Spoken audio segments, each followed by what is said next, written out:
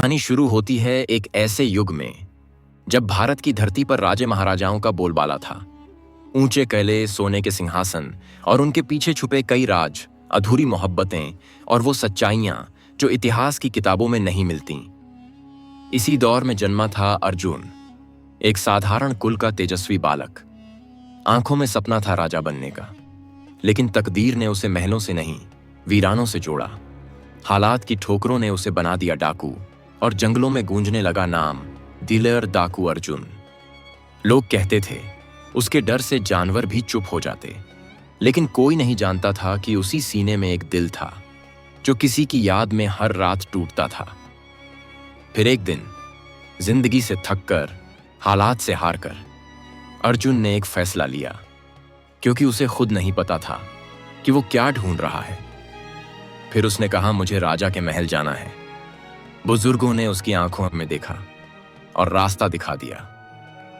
जैसे ही अर्जुन महल पहुंचा, उसकी नजर पड़ी एक रूप पर जो अप्सरा नहीं, मोहब्बत की परिभाषा थी। रानी मोहिनी, लाल लहंगे में सजी, मासूम और दिल चुरा लेने वाली।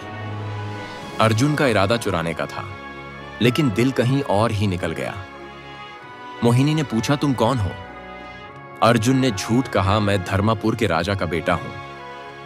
मोहिनी मुस्कुराई, खाना खिलाया, बातें की और धीरे धीरे दोनों के दिल जुड़ने लगे। मोहिनी को लगा यह सच्चा प्यार है, लेकिन अर्जुन के मन में अब भी डकैती का इरादा था। मगर जब मोहब्बत आंखों से गुजर जाए तो इरादे भी बदलने लगते हैं। एक रात दोनों पास बैठे, चांदनी जमीन पर उतर आई थी।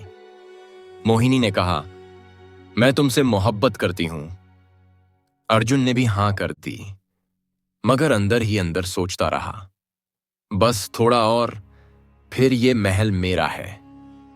कुछ दिन बाद मोहिनी को शक हुआ। सवाल किए, तुम कौन हो, कहां से आए हो? अर्जुन चुप रहा। बात टलती रही और फिर एक रात जबरदस्त झगड़ा हुआ। मोहिनी ने गुस्से में आकर पुलिस को बुलाया। अर्जुन गिरफ्तार हुआ। थप्पड़ों की गूंज उसके सीने तक पहुंची और पहली बार उसने जाना दिल टूटता कैसा है। लेकिन मोहिनी का दिल नहीं माना। गिल्ट में डूबी वो पहुंची पुलिस स्टेशन। रथ से उतरी और बोली, इसे छोड़ दो, इसकी जमानत मैं भरती हूं। लोग दंग रह गए। एक रानी, एक डाकू के लिए? मोहिनी ने अर्जुन का हाथ पकड़ा और कहा, अब कोई झूठ नहीं, कोई चोरी नहीं। अगर मेरा प्यार सच्चा है तो तुम बदल जाओगे। अर्जुन की आंखों में पानी था और उसने बस एक बात कही, मैं बदल जाऊंगा। फिर दोनों चल पड़े एक नए सफर पर, जहां उनका सामना हुआ एक पुरानी रहस्यमयी हवेली से। वहां मिली एक बूढ़ी दादी जो अकेली रहती थी। दादी ने उन्हें अपने छुपाए हुए खजाने के पास ले जाकर सब कुछ दे दिया, और कुछ देर बाद वो रहस्यमयी तरीके से गायब हो गई। अर्जुन और मोहिनी समझ नहीं पाए क्या हुआ, लेकिन अब उनके पास बहुत पैसा था। दोनों जंगल में एक प्यारी सी कुटिया बनाकर रहने लगे। अर्जुन शिकार करता, मोहिनी खाना बनाती, और उनका छोटा सा जहां सजने लगा। एक दिन उन्होंने सोचा, क्यों ना उस पैसे से एक गाड़ी ले ली जाए।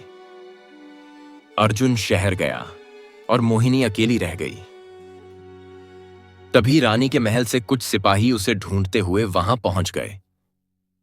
मोहिनी डर गई, लेकिन तभी अर्जुन नई गाड़ी में आया और चालाकी से सिपाहियों को चकमा देकर मोहिनी को वहां से निकाल लाया। अब दोनों भाग चले, दूर, एक रेत से भरे रेगिस्तान की ओर, जहां सिर्फ सन्नाटा नहीं था, वहां एक सुकून था।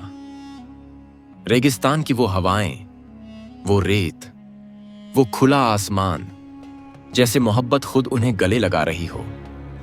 अर्जुन और मोहिनी ने गाड़ी रोक दी, दूर तक फैले रेत पर लेट गए और पहली बार जिंदगी को महसूस किया।